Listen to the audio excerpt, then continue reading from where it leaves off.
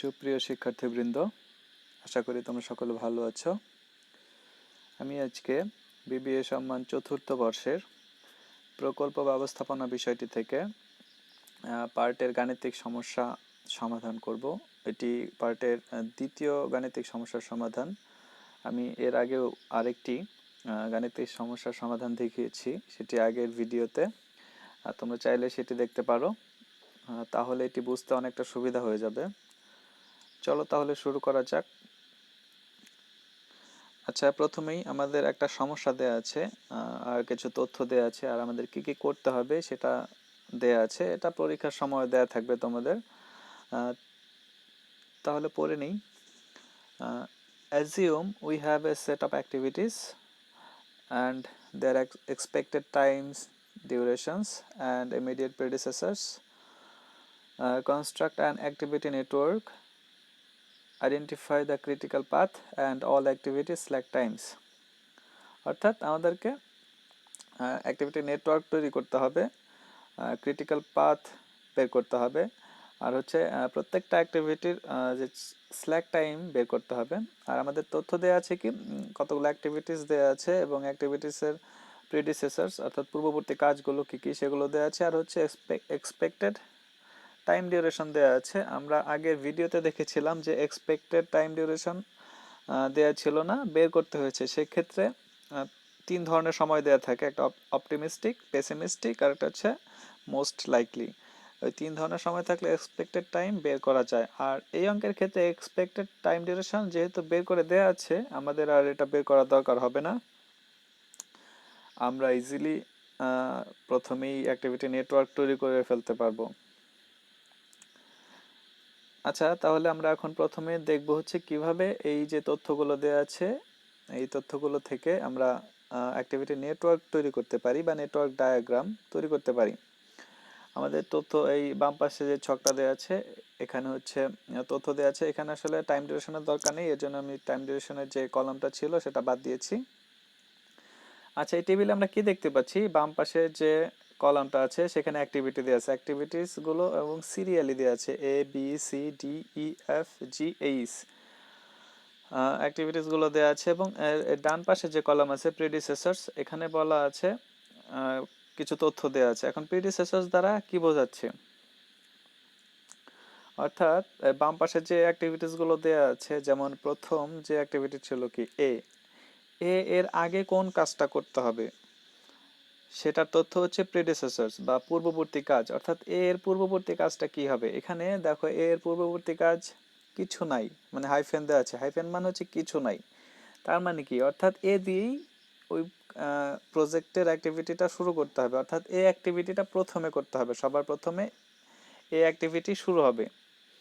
এরপরে যেমন বি এর প্রিডিসেসরস কি দেওয়া আছে, বি এর প্রিডিসেসরস হচ্ছে এ, অর্থাৎ এর পরে এ অ্যাক্টিভিটির পরে আমাদের বি শুরু করতে হবে। এবং সি এর প্রেডিসেসর দেওয়া আছে হচ্ছে এ, অর্থাৎ এর পরে সি শুরু করতে হবে। তাহলে এরপরে কয়টা কাজ শুরু করতে হবে, এরপরে শুরু করতে হবে বি, এরপরে শুরু করতে হবে সি। অথবা অন্যভাবে যদি আমরা বলি যে বি শুরু করতে হবে এর পরে, বা এ শেষ হবার পরে আমরা বি শুরু করব। আচ্ছা, আমরা যদি চিত্র দেখে নিই এখন, দেখি।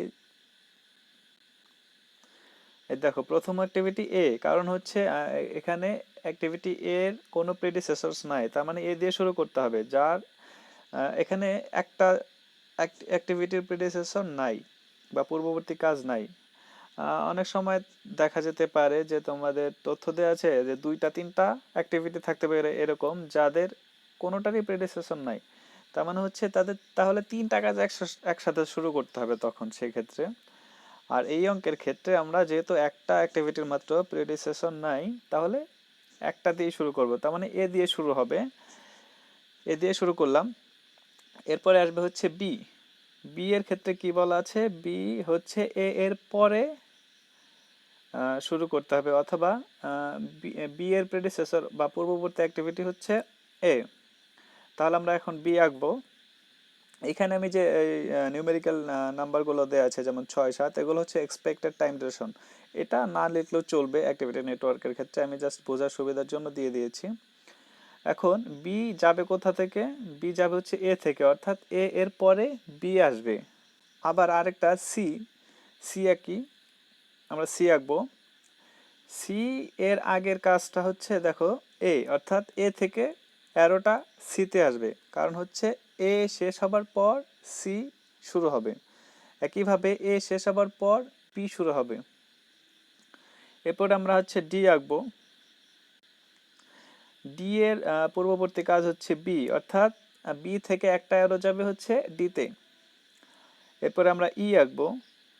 এখন ই আমরা মাঝামাঝি আঁকলাম কেন? ই তো সি এর পাশাপাশি আঁকতে পারতাম। এগুলো হচ্ছে তোমাদের এই ছক দেখে বুঝতে হবে। দেখো ডান পাশে দুইটা সি আছে, অর্থাৎ প্রিডিসেসর দুইটা সি আছে, অর্থাৎ ই হচ্ছে সি এর পরে আর হচ্ছে এফ হচ্ছে সি এর পরে যাবে, অর্থাৎ সি এর পর দুইটা কাজ আসবে। এর জন্য আমরা সি ওইখানে পাশাপাশি না লিখে একটু উপর নিচে করে লিখেছি। যে এখন আমরা কোনটার জন্য আঁকলাম? ই আঁকলাম। হ্যাঁ, ই এর পূর্ববর্তী কাজ হচ্ছে সি, অর্থাৎ সি থেকে একটা অ্যারো যাবে হচ্ছে ইতে। আবার এখন এফ আঁকবো। এফ আমরা এইদিকে নিচের দিকে একটু এফ আঁকলাম। এখন এফ এর পূর্ববর্তী কাজ হচ্ছে সি, অর্থাৎ সি থেকে আরেকটা অ্যারো যাবে হচ্ছে এফ এ। তাহলে সি থেকে কয়টা অ্যারো গেল? দুইটা, একটা গেছে ইতে আর একটা হচ্ছে এফ এ। এই যে ডান দিকে প্রিডিসেসরে দেখো দুইটা সি আছে, অর্থাৎ দুইটা অ্যাক্টিভিটির পূর্ববর্তী কাজ হচ্ছে সি। যেমন ই অ্যাক্টিভিটির পূর্ববর্তী কাজ হচ্ছে সি, এফ অ্যাক্টিভিটির পূর্ববর্তী কাজ হচ্ছে সি, অর্থাৎ সি শেষ হওয়ার পরেই ই শুরু হতে পারবে, এফ শুরু হতে পারবে। এখন এরপরে জি আঁকবো। আমরা উপরের দিকে জি আঁকলাম। আচ্ছা, জি আমরা জি ওখানে কেন আঁকলাম? কারণ হচ্ছে দেখো এই আমরা এখানে বাম পাশে যে টেবিলটাতে আছে, টেবিলে দেখি জি এর পূর্ববর্তী কাজ হচ্ছে দুইটা, একটা হচ্ছে ডি আর হচ্ছে ই, অর্থাৎ ডি থেকে একটা যে অ্যারো যাবে জিতে, আর ই থেকে একটা অ্যারো যাবে হচ্ছে জিতে। অর্থাৎ অন্যভাবে যদি বলি, অর্থাৎ ডি আর ই দুইটা কাজ শেষ হওয়ার পরেই জি শুরু হতে পারবে। আমরা এতক্ষণ তো দেখেছিলাম যে এ শেষ হওয়ার পরে সি শুরু হতে পারবে, সি শেষ হওয়ার পরে এফ এফ শুরু হতে পারবে, কিন্তু এখন দেখো একটু অন্যরকম তথ্য, অর্থাৎ দুইটা কাজ শেষ হওয়ার পর, যেমন ডি আর ই শেষ হওয়ার পরে জি শুরু হতে পারবে। এরপরে লাস্ট ওয়ান যে অ্যাক্টিভিটিস আছে এইচ, এইচ এর পূর্ববর্তী কাজ হচ্ছে দুইটা, একটা হচ্ছে এফ, অর্থাৎ এফ থেকে একটা অ্যারো যাবে হচ্ছে জিতে, দুঃখিত এইচ এ যাবে। এফ থেকে একটা অ্যারো যাবে হচ্ছে এইচ এ, আর একটা হচ্ছে জি থেকে অ্যারো যাবে এইচ এ। কারণ হচ্ছে দেখো এইচ এর পূর্ববর্তী কাজ কয়টা ছিল? দুইটা, একটা হচ্ছে এফ আর জি, অর্থাৎ এফ থেকে একটা অ্যারো যাবে এইচ এ আর একটা জি থেকে অ্যারো যাবে এইচ এ। তাহলে যে একটা এই যে ডায়াগ্রাম তৈরি হলো, এটাকে নেটওয়ার্ক ডায়াগ্রাম বলে বা অ্যাক্টিভিটি নেটওয়ার্ক। এটার প্রথম কাজ হচ্ছে এ, আর সব শেষ কাজ হচ্ছে বা শেষ অ্যাক্টিভিটি হচ্ছে এইচ।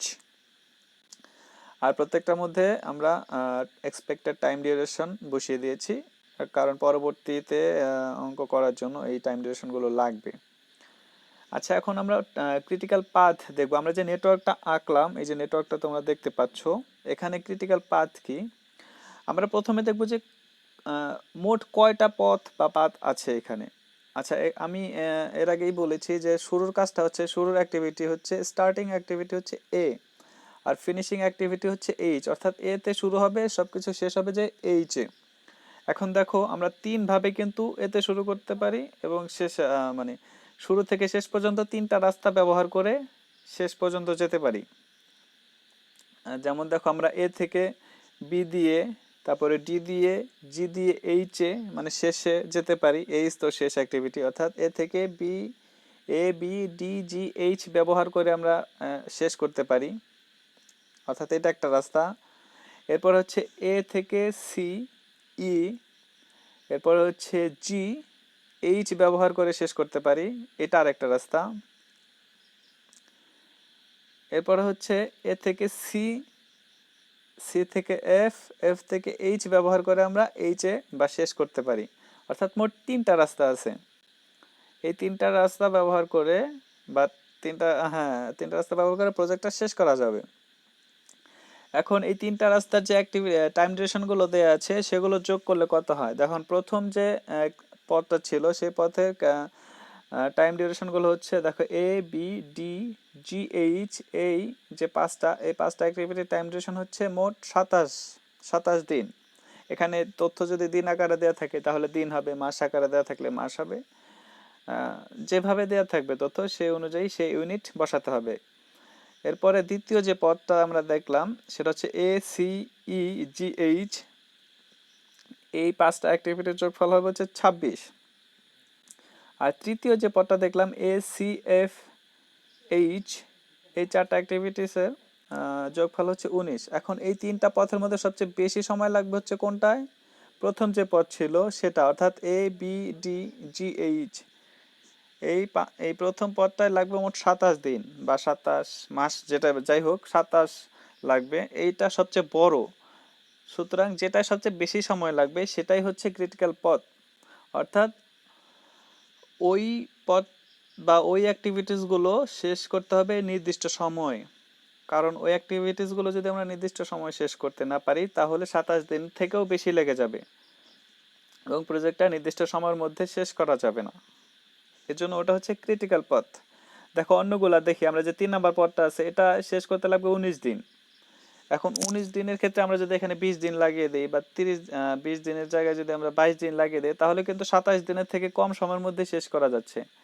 এটা ক্রিটিক্যাল পথ না, কারণ এখানে একটু বিলম্ব করলেও 27 দিনের কম সময় শেষ হয়ে যাচ্ছে। কিন্তু আমরা যদি 27 দিনে বিলম্ব করে ফেলি, অর্থাৎ ওই 27 দিনের যে পথটা আছে ওই পথটায় যেতে বিলম্ব করে ফেলি তাহলে 27 দিনেরও বেশি লেগে যাবে, সেটা পুরো প্রজেক্টের কমপ্লিশন সময় বাড়িয়ে দেবে। আচ্ছা, এখন আমরা স্ল্যাক টাইম বের করব। স্ল্যাক টাইম বের করার জন্য আমরা যে একটু আগে বৃত্তাকার ঘরগুলোকে দেখলাম, বৃত্তাকার যে নোডগুলোকে আমরা এখন এই তোমরা যে চিত্র দেখতে পাচ্ছ এভাবে ভাগ করব। প্রথম অংশে থাকবে হচ্ছে ইএস, আর্লিয়েস্ট স্টার্ট, এটার নাম হচ্ছে ইএস। এরপর হচ্ছে ইএফ, উপরের যে ডান পাশের অংশ বেগুনি কালার, সেটা হচ্ছে আর্লিয়েস্ট ফিনিশ। আর নিচে যে নীল অংশ দেখতে পাচ্ছি বাম পাশে সেটা হচ্ছে লেটেস্ট স্টার্ট। আর লাল অংশে হচ্ছে এলএফ, সেটা হচ্ছে লেটেস্ট ফিনিশ। আর মাঝখানে থাকবে হচ্ছে অ্যাক্টিভিটির নাম থাকবে আর এক্সপেক্টেড টাইম ডিউরেশন, যেটা আমরা প্রথমে দেয়া থাকবে অঙ্কে বা বের করে নিতে হবে। দেয়া থাকলে ভালো, না দেয়া থাকলেও বের করে নিতে হবে। কিভাবে বের করে নিতে হবে সেটা তোমরা গত ভিডিওতে দেখেছো। আমরা এখন সরাসরি যে নেটওয়ার্কটা তৈরি করেছিলাম সেটাই চলে যাই।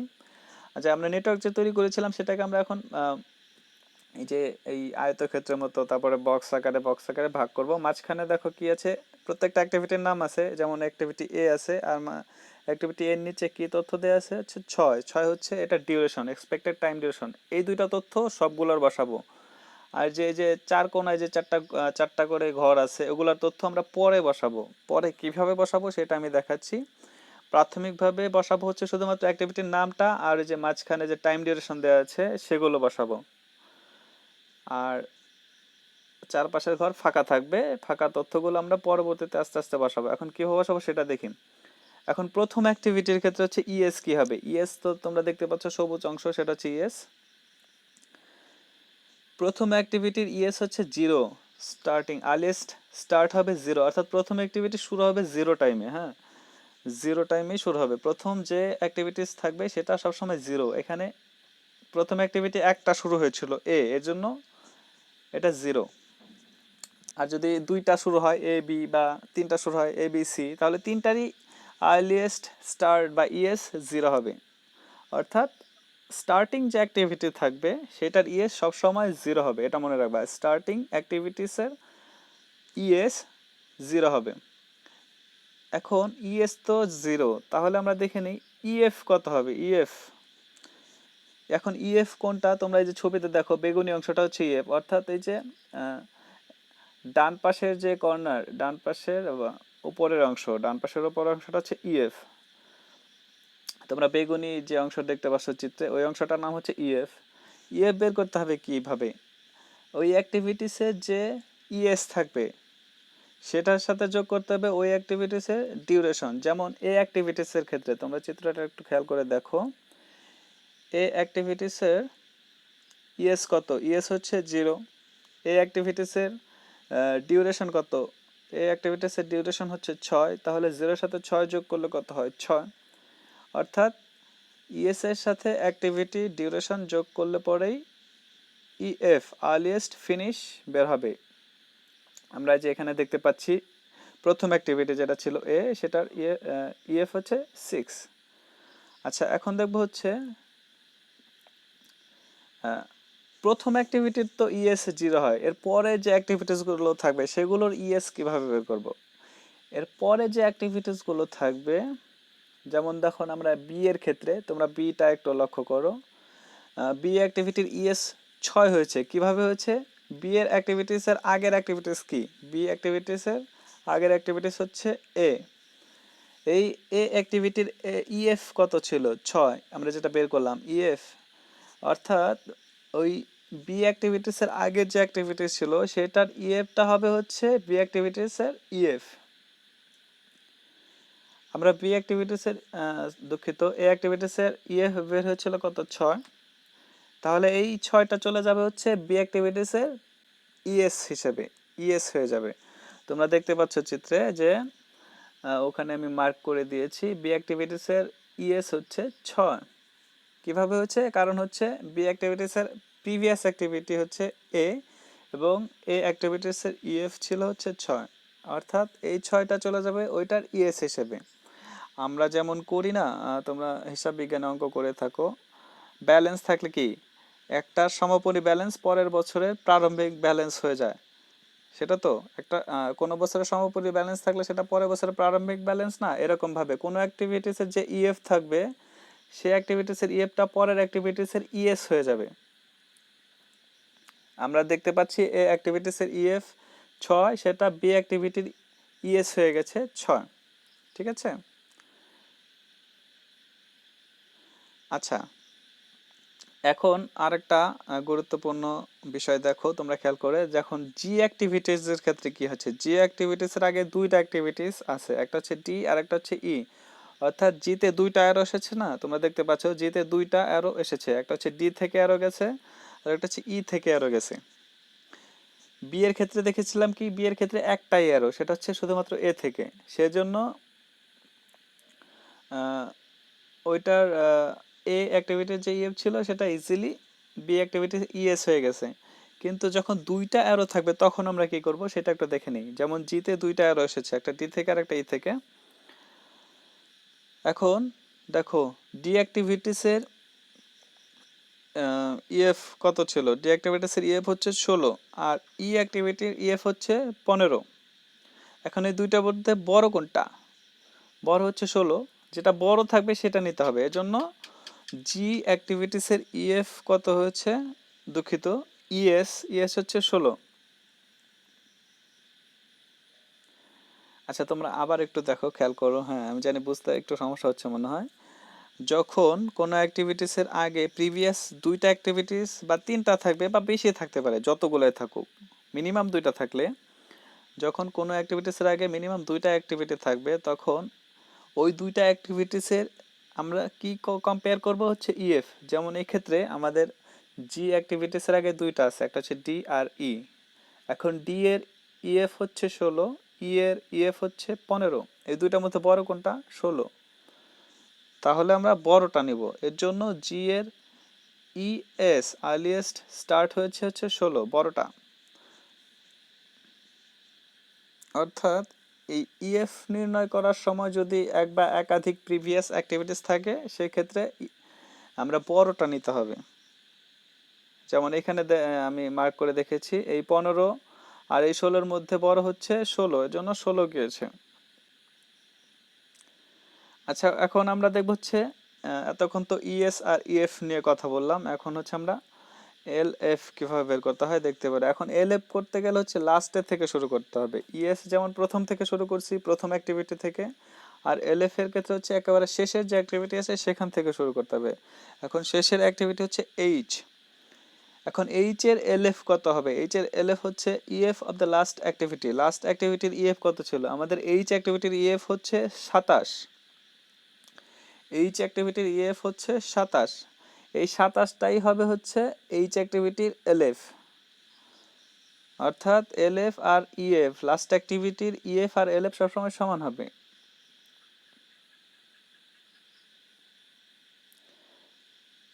আচ্ছা, এখন দেখবো হচ্ছে এলএফ তো বের করলাম শেষের অ্যাক্টিভিটির, তাহলে এলএস কিভাবে বের করতে হবে? এখন যে শেষের অ্যাক্টিভিটি ছিল এইচ, এইচ এর এলএফ হচ্ছে 27। 27 থেকে মাইনাস করতে হবে হচ্ছে এইচ এর যে টাইম ডিউরেশন বা এক্সপেক্টেড টাইম দেওয়া ছিল সেটা। এখন এইচ এর এলএফ হচ্ছে 27, 27 থেকে টাইম ডিউরেশন 3 মাইনাস করলে হচ্ছে 24, এর জন্য এইচ এর এলএস বা লেটেস্ট স্টার্ট হচ্ছে 24।